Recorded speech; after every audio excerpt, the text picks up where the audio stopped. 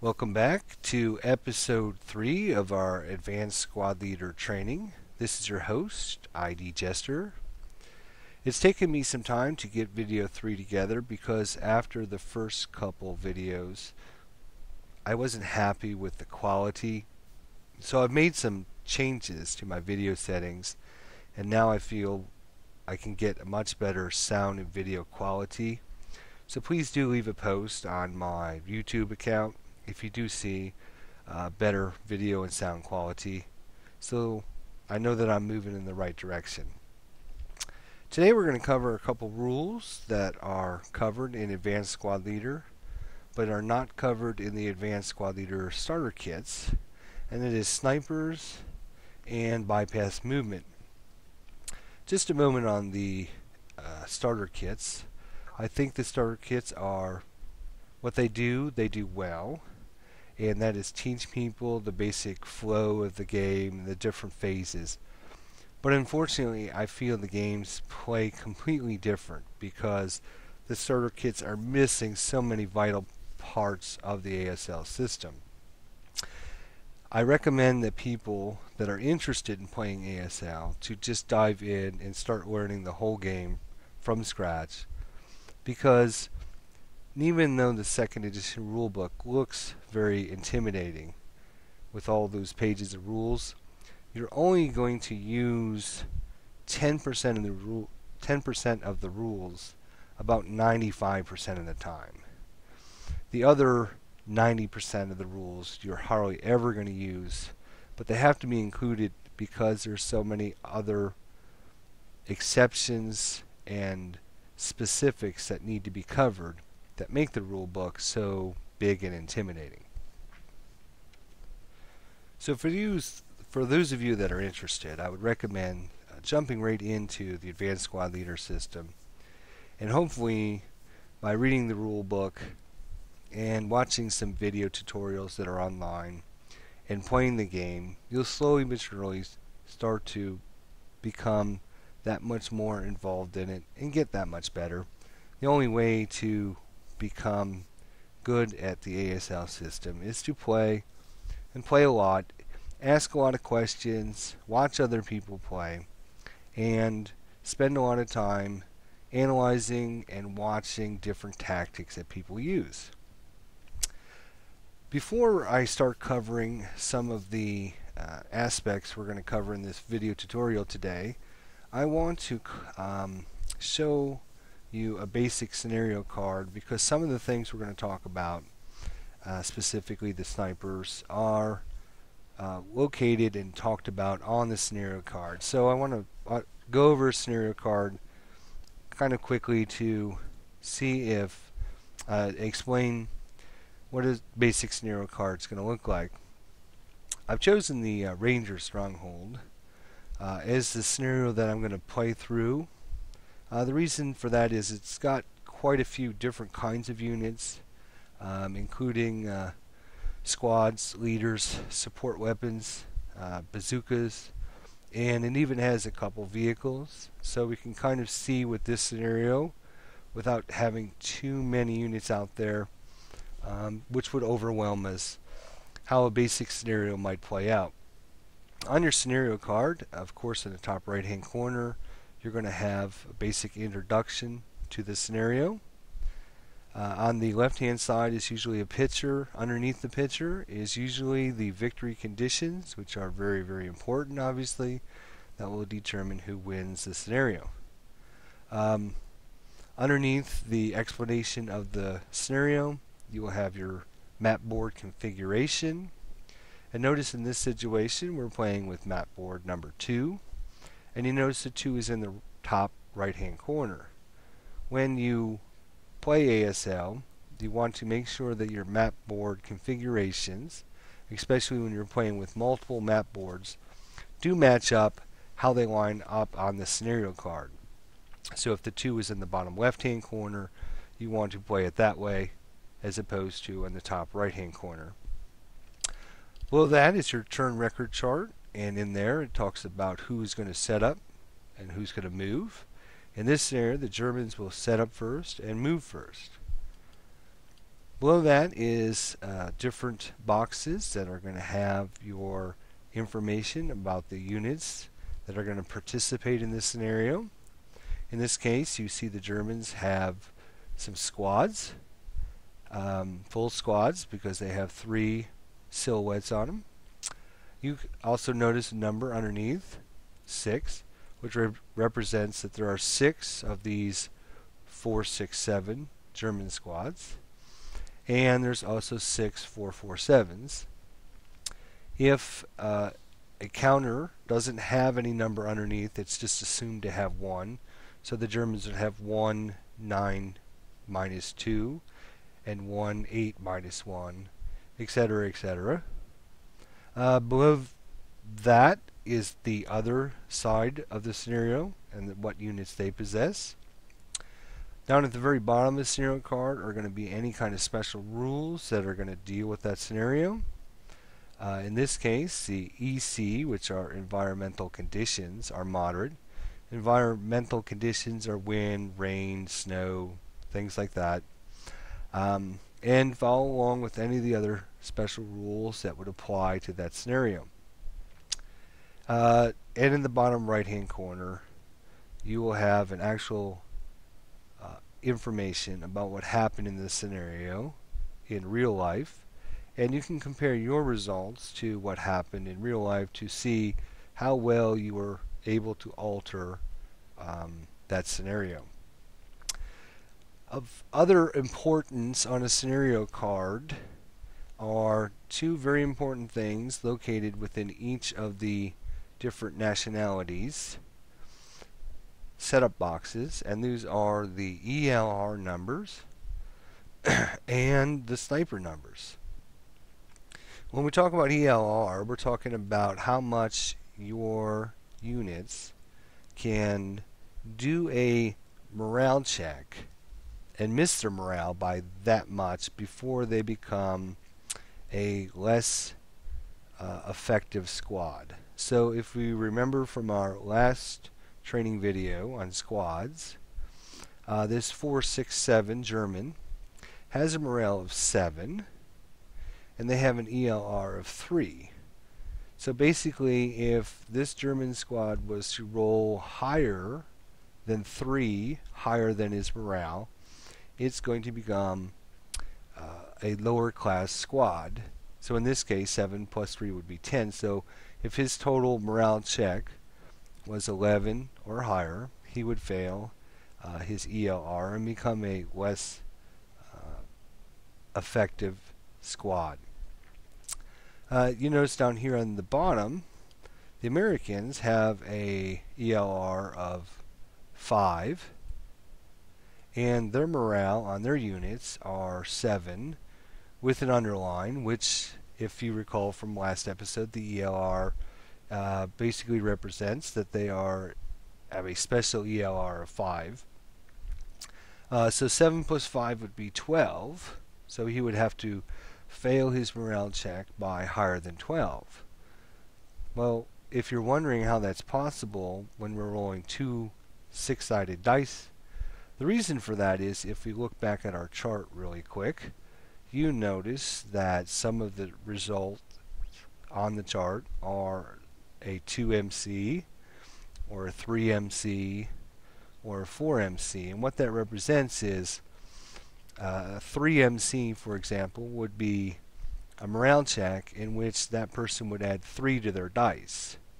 So in this situation, if the Americans rolled, say, a 10 and they would add a 3MC, they would add 3 to their morale check, making it a 13, and that would obviously be higher than their 7 ELR of 5, which is 12. So in this case, the elite unit would break down into a lower class unit. So even though it doesn't seem possible, it is possible. But in this video tutorial, we're going to talk more about the sniper numbers. In brackets on each side's nationality in this scenario, you should see a sniper number. The sniper numbers represent what the other person needs to roll for you to activate your sniper to see if it attacks. In this case, the Germans have a sniper number of 2 and the Americans have a sniper number of 4. What this means is if the Americans roll a natural 2 on an attack roll, then they will activate the German sniper. And the exact opposite for the Americans. If the Germans roll a 4 on an attack roll, then it'll activate the American sniper. So if you can see that it's easier to roll 4 than it is 2 on 2 6-sided dice, so the Americans have a slightly better chance of having their sniper be activated during this scenario.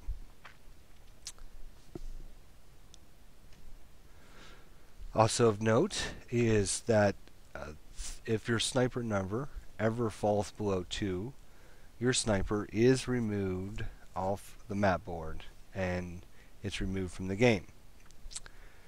So if you look back at our map here, you will see that we actually have 2 rather large counters on the map, 1 for each side. The blue large counter represents the German sniper, and the green large counter represents the American sniper. These are abstract counters in that they don't actually physically represent like one specific unit.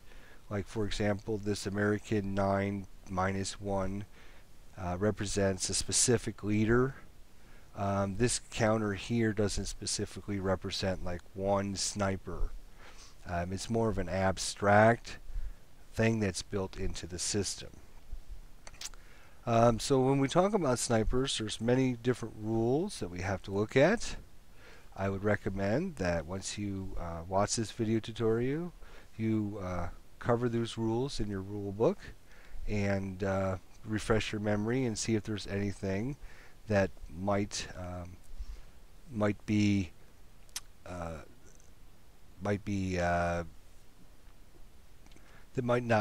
specifically covered in our video tutorial. Each side's sniper number is given in brackets in this scenario card. A sniper number is never higher than 7 or subject to increase. If a sniper is ever reduced lower than 2, the sniper counter is removed from play, and that side may make no further sniper attacks. A player is subject to a sniper attack during its prep fire phase, movement phase, defensive fire phase, and advanced fire phase. So not all phases the sniper can be activated in, such as the close combat phase. You would not activate a sniper during that phase. So how do we set up our snipers? We want to talk about how to set up our snipers. What happens is both sides are going to follow their setup instructions on the card. In our scenario we're playing, the Germans are going to set up first according to the scenario card. So they would position their units on the board. Then the Americans to set up their units on the board. And once that's finished, then the defender is going to place its sniper. And the rules about placing sniper is it must be within 6 hexes of at least 6 enemy occupied hexes if possible. So if you can find a space, an unoccupied space on the map board that's within 6 spaces of at least 6 enemy units, then he can position his sniper there. If he cannot do that, then he must place it within 6 hexes of at least 5 enemy units. I'm sorry, 5 enemy hexes. If he can't do that, then it must be within 6 hexes of 4 enemy hexes, 3 enemy hexes, 2 enemy hexes, 1 enemy hex, and then finally, if none of your enemy units start on the map board, you can position your counter anywhere.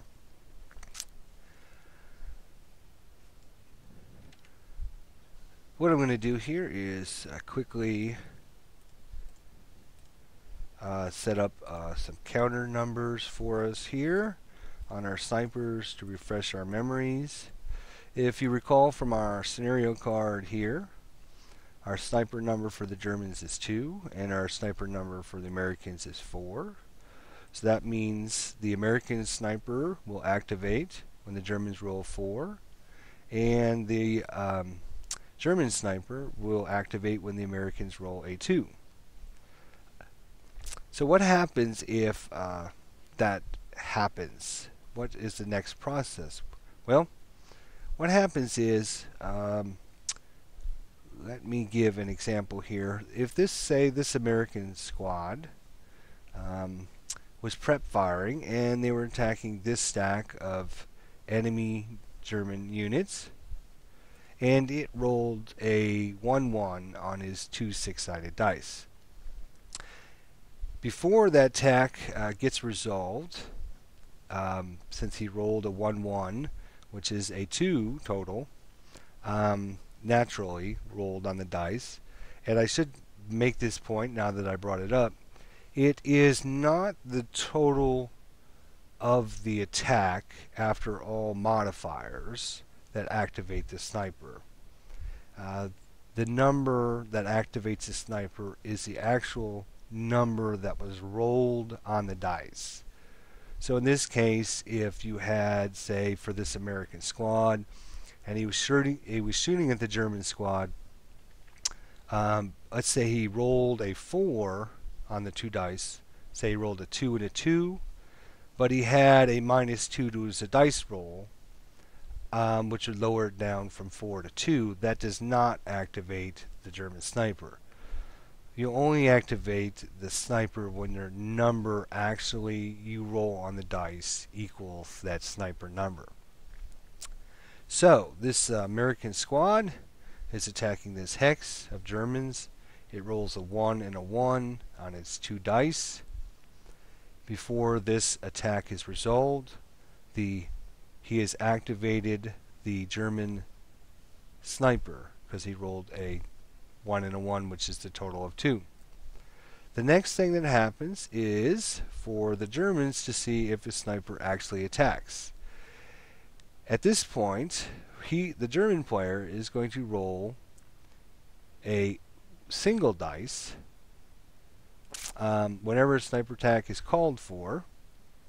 A dice roll is made to determine the results. If that dice roll is a 1 or 2, then it will activate the sniper to attack. So after the American attacks, he rolls the sniper attack number. Then we have to find out if the sniper actually attacks. At this point, the German player is going to roll a single dice. And remember, in ASL, it's always, always, always good to roll low. So if he rolled a 2, in this case I just rolled a 2, it would activate the German sniper.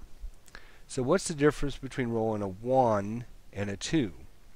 There's some slight differences between these two, and some people like to call it the 1 is the major sniper and the 2 is the minor sniper, or some people call the dice roll of a 1 is the big sniper and the 2 is the little sniper, but there are some differences between them. If we look at our rules here, on a die roll 1, and of course when because low is better in this game, a die roll of 1 is always better. It's going to do much more damage to the enemies. So in this case, it's going to eliminate a single man counter, it's going to eliminate dummy stacks, it's going to stun or recall crew exposed crews, it's going to break a multi-man counter or reduce a multi-man counter that doesn't break, and it's going to break inherent crews of unarmored vehicles, etc., etc.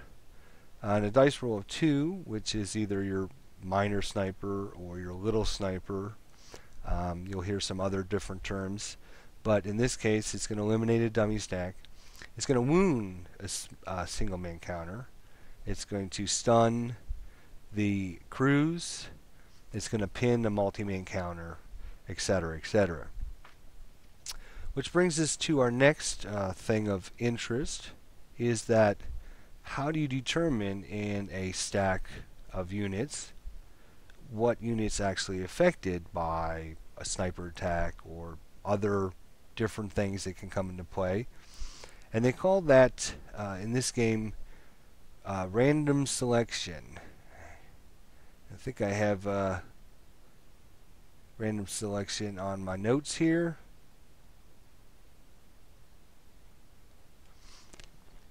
Okay, nope, I guess I don't. But here's the way random selection works.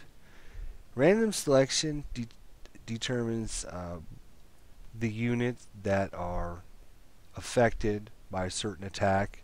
In this case, we're specifically talking about a sniper attack. Let's say, for example, that this stack of German units was hit by the American sniper.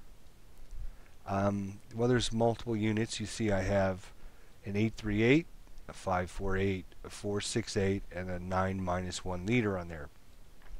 What you do in ASL to determine who is attacked is you are going to roll a dice for each unit that is in that hex or in that location, if there's multiple locations within a hex, and you're going to determine who is hit by that attack. So in this case, you're going to roll 4 dice. Your first dice is always the counter that's on top. Your second dice is always the counter that's underneath that one. Third dice, fourth dice, etc. You're going to roll a single dice, and whatever units roll the highest are attacked, or the single unit that rolls the highest is attacked. Or if there are multiple units that are attacked, then they will all be hit. I didn't say that very well. Let me try that again. I'm sorry. When you're rolling for random selection, each unit in the location is going to roll a 6-sided dice, and whatever unit rolls the highest number is attacked or is affected by the random selection. If more than one unit have tied for the highest results, then all of these units are randomly selected or determined through the random selection. So for example, I'm going to just put this on our text line here.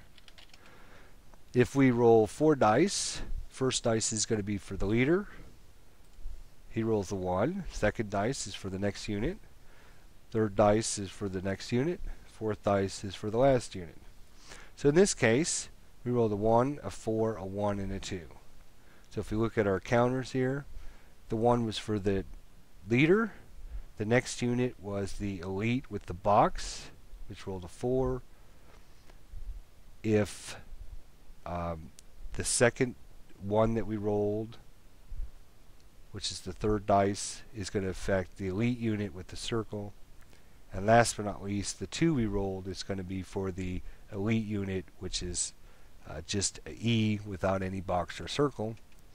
The highest die roll we made was the 4, and in this case the elite, which with the box will be affected from the random selection. If we do that again and let's see if we can get one that shows multiple at the same time. Let's say again we're doing a random selection for this hex. 1, 2, 3, 4. Nope, didn't do it that time either. But in this case, if we were doing random selection for this, the only one that would be affected is the highest dice roll, which is 4, which happens to be our leader. So the leader has been selected from the random selection. If, for example, I was to roll a 4, 4, 4, 4, then all 4 units would be targeted by the random selection.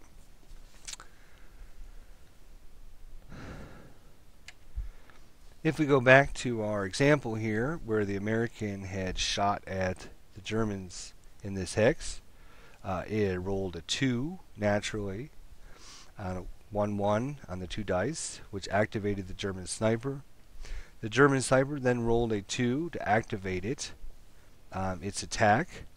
So at this point it has one of two choices. You can either choose to reposition your sniper, which means you can just take it and move it somewhere else, okay? Or you can choose to actually do an attack. If you choose to do an attack, then there are some steps you go through. If you choose to reposition your sniper, then you basically forfeit your attack at this point. You're just repositioning it, getting it in a different location, and you don't get to actually physically attack with it. But in this case, let's assume that our German player decides that he wants to do an attack. Well, what do we do then? Well, according to the rules, we are now going to move direction and extent of our sniper. We're going to roll 2 6-sided dice, and the first dice is always the colored sided dice. In Vassal, it doesn't really distinguish between the first dice and the second dice color-wise on your screen. So you just know that the first dice is always the colored dice, and the second dice is always your plain or white-sided dice. But in this case, you're going to roll 2 6-sided dice, and each dice represents different things. That's why you have a colored dice and you have a white or plain dice, so that you will use each of those dice for different things.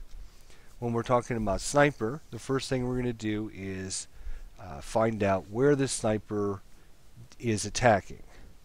And we're going to roll 2d6. The colored dice is going to determine the direction that the sniper is going to move, and the white dice is going to be the number of spaces or hexes that it moves. So in this case, we were going to roll 2d6, and we rolled a 5 and a 4. So in this case, the German sniper is going to move in direction 5. If you look at your sniper counter, it has the 6 different hex sides of your hex, and you're going to follow the direction that you roll on the colored dice. So in this case, I rolled a 5, so it's going to move southwest. How far is it going to move? You're going to look at your white dice, and in this case I rolled a 4, so it's going to move 4 spaces. 1, 2, 3, 4.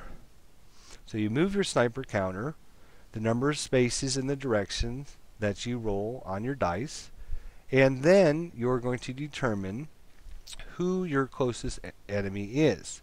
If you move it directly on top of an enemy unit, then those units in a location in that hex will be attacked. If there's multiple locations because you have a multi-level building, then you're going to randomly select which one of those levels in the building will be attacked.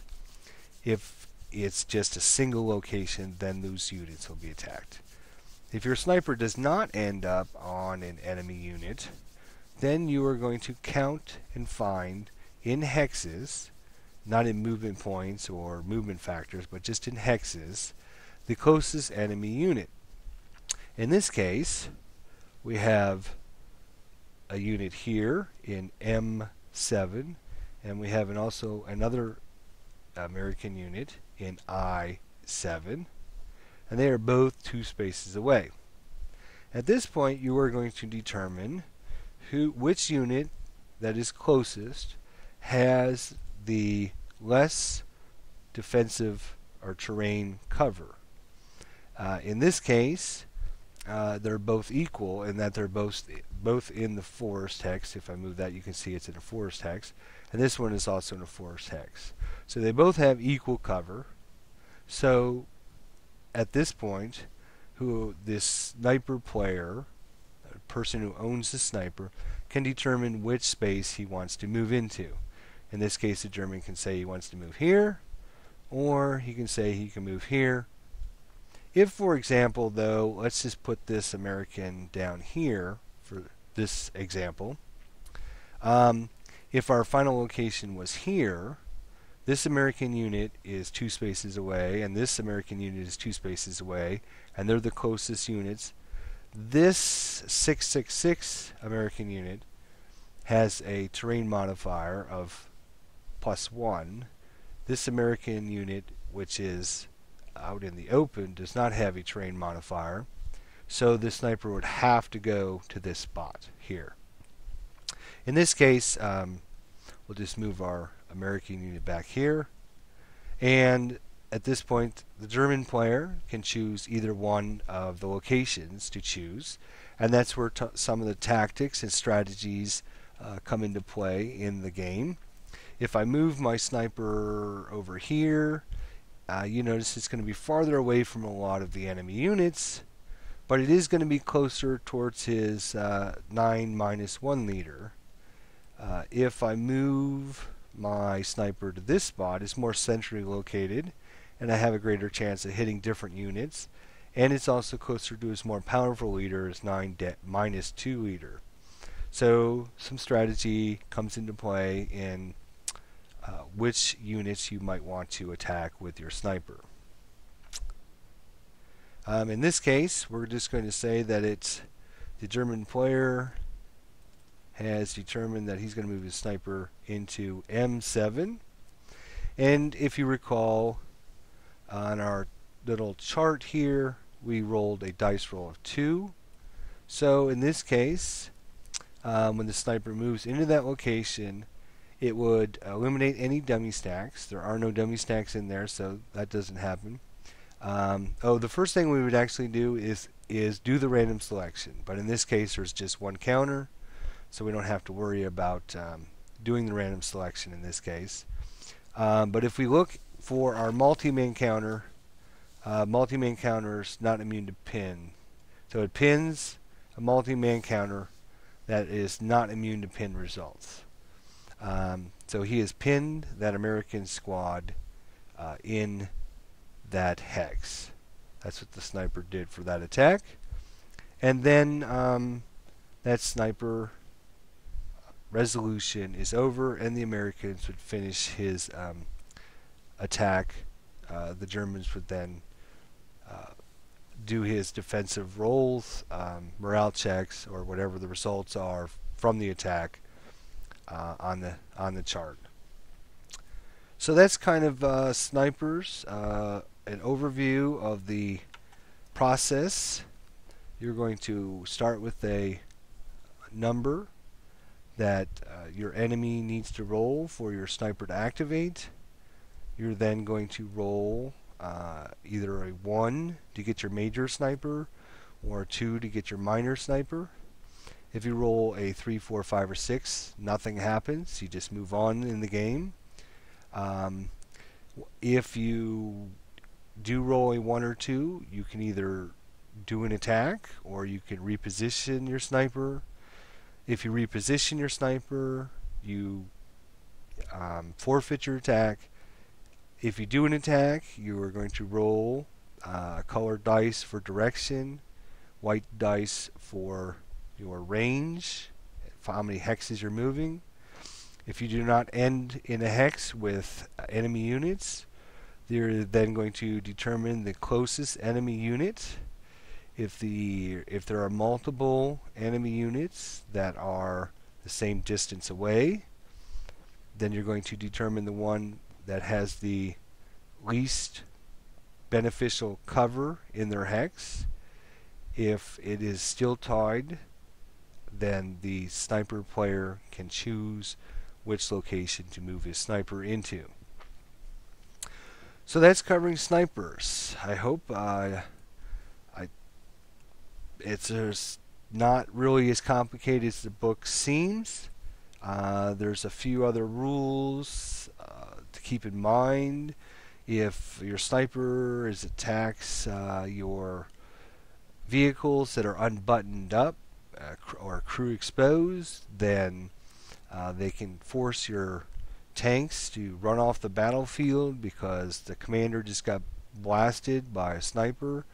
So whatever snipers are around, you always want to try to keep your vehicle or tanks buttoned up.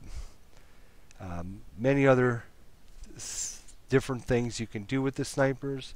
The snipers can actually activate and attack another sniper, and lots of different other interesting rules that I'm not going to cover in this video tutorial. So please do read up the sniper sections. But the basic thoughts overview, I hope I covered that for you. The second and another interesting thing about the Advanced Squad Leader system that's not in the starter kit is bypass movement. Bypass movement basically is the ability for infantry units, and in fact there is vehicle bypass movement, but there are some specific rules about the vehicle bypass movement. So when I'm talking about bypass movement for this example, it's just relating to infantry units. Infantry units can bypass either a woods hex or a building hex by not actually entering into that hex, but rather running along the hex spine to get a benefit of not spending the movement factors to actually enter into the hex that has the building or woods. If we look at our example here in F2, we have an 838 German multi-man counter, a full squad because it has 3 silhouettes. It's an elite unit. We can tell that by the E in the corner. It has a firepower of 8. It has a range of 3, and it has a morale of 8. Just to go over some of the numbers on the counters if you missed our previous episode. You notice that it does not have a movement allowance for the squads, any kind of number written on the counter, and that's because each squad, half squad or full squad, have an inherent movement factors of 4 points, which they can spend. And movement factors are different than movement points. Movement points are actually used for vehicles. When you're dealing with infantry, you're talking about movement factors. So this elite 838, let's say it's a German turn and they are the attacker. They get to move during the movement phase. We have not prep fired our 838 because if we prep fired him, then he would not be able to move. During the movement phase, it is now the movement phase, and he decides he wants to move up into this area to the north of our map board so we can start attacking some of the American units. Since he only has a range of 3, he needs to get closer. He has 4 movement points, and so he can spend 2 movement points to move into the building. At that point, he would wait a second to see if the Americans want to opportunity fire. Moving into that building costs him 2 movement factors, so he has 2 movement factors remaining. He could then move 1 more to go into the clear terrain. Wait a second to see if the Americans want to defensive fire, which costs him 1 more movement point, so he spent 3 movement points. And finally, he can spend his 4th movement point to go up into F5. And he has spent his 4 movement points. So how does infantry bypass work? Basically, there's some specific rules on bypass, which is section 4.3. Bypass enables unbroken infantry to move through a building wood hex without entering the obstacles in that hex, consequently having to pay the 2 movement cost factor for actually entering a woods or building hex, whereby the obstacle does not physically touch the hex side being bypassed. Please do read this section. But the general gist behind, and I'm talking just in general terms, there's lots of different specific rules, but basically for bypass movement, what I would like you to remember is basically you get to save a movement point by bypassing either a woods or building hex.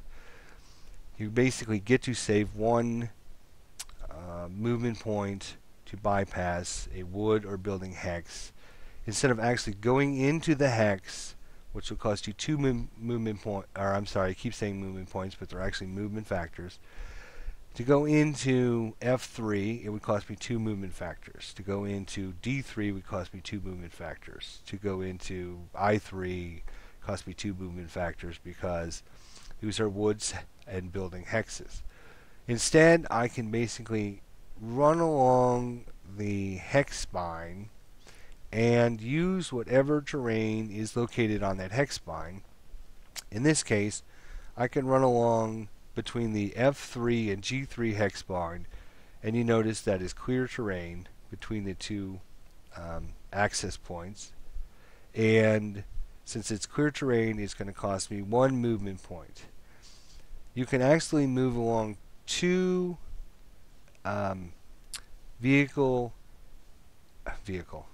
hexes sides for, you can either move along one or two of them for one movement point. So for example, I can move along the F3 G3 hex spine and the F3 G4 hex spine and position my counter at the F3 G4 F4 hex vertex, and then that would cost me one movement point to do this. Once I reach that location, I can then move into a normal hex, say F4, and I spend whatever the terrain cost. In this case, it would cost me one movement point to move into the clear hex. So for this unit, normally it would cost him two to move into the building, one to go in there, which costs him three movement factors. By using bypass movement, he's basically going to move along this hex spine and along that hex spine for one movement point, movement factor, and then a second movement factor to move in that. So you can see that the total results is a savings of one movement factor. You can only bypass buildings and woods hexes. You cannot bypass any other terrain. And it also costs you, if you wish to move up in elevation. For those who are unfamiliar with terrain in ASL, the lightish green is your level 0 terrain. In this case, your light brown is a level 1 location. Your medium brown is a level 2 location, and your dark brown is a level 3 location. So on this map board, there are actually 4 different levels of terrain. And whenever you go up terrain, it costs you double the normal movement factors for that hex. So for example, in our 838, G3 is a clear hex. There's no other terrain. So normally it costs 1 to move up in the clear terrain, but since you're going up level, it's doubled. So doubling 1 is 2. So this unit to move up a level costs 2 movement factors to move up. So quick question. Can this unit in D2, can it make it into G4? Can it make it into G4? I'll give you a second to think about that.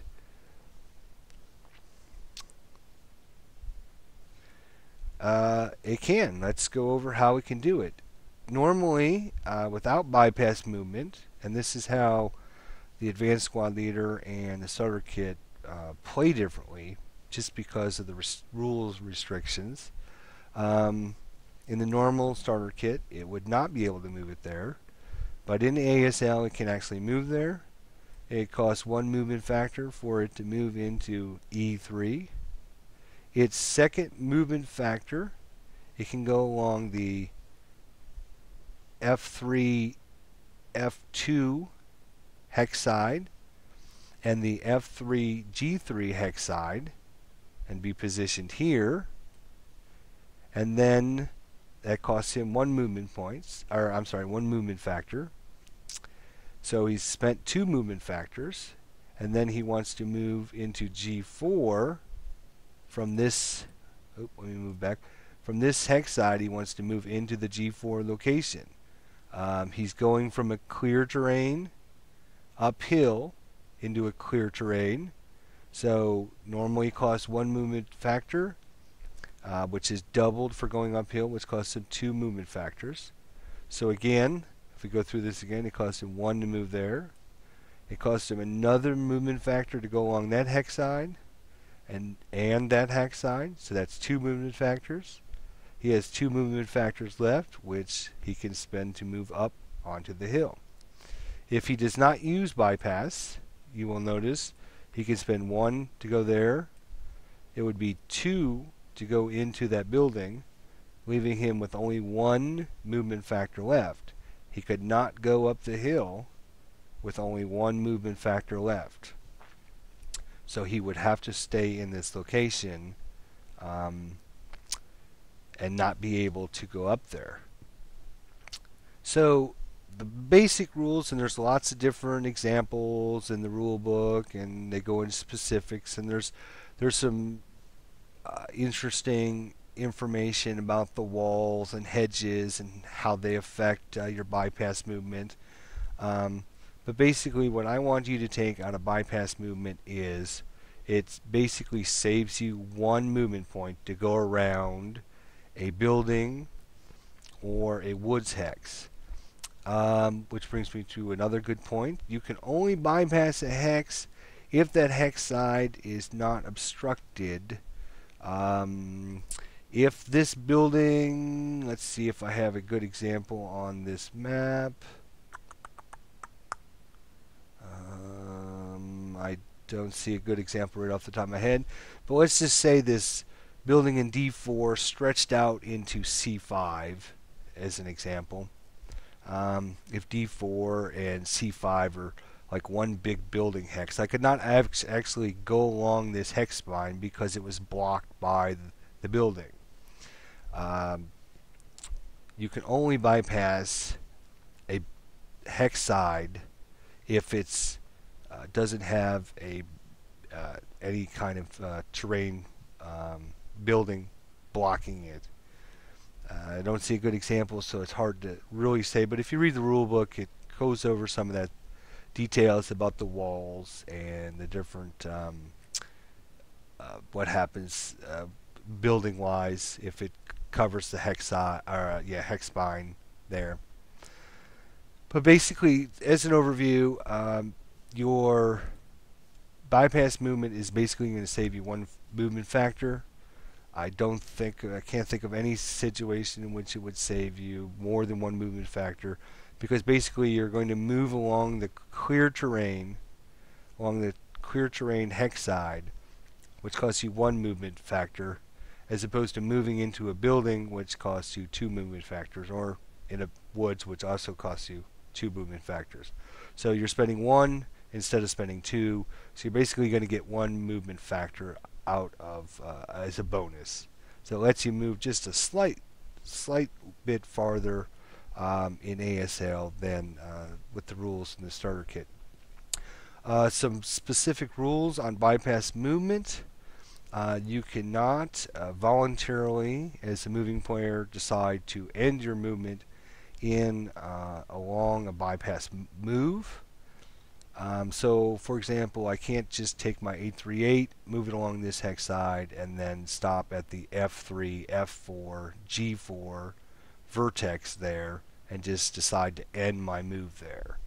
Cannot do that. you must end your bypass movement